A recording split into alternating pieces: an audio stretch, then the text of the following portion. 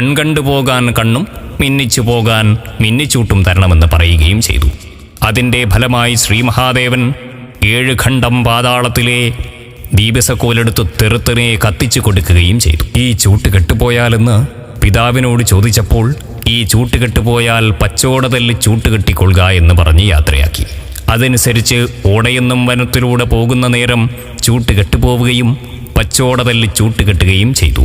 അവിടുന്ന് ഒരിടവഴിയിലൂടെ പോകുമ്പോൾ ചൂട്ട് കെട്ടുപോവുകയും ഈ സമയം ബദ്ധരിശപ്പെട്ട് ചൂട്ട് വലിച്ചെറിയുന്നാൽ ഉദയകൂലപർവ്വതത്തിലേക്ക്, കണ്ണ് വലിച്ചെറിയുന്നാൽ അസ്തകൂലപർവ്വതത്തിലേക്ക്.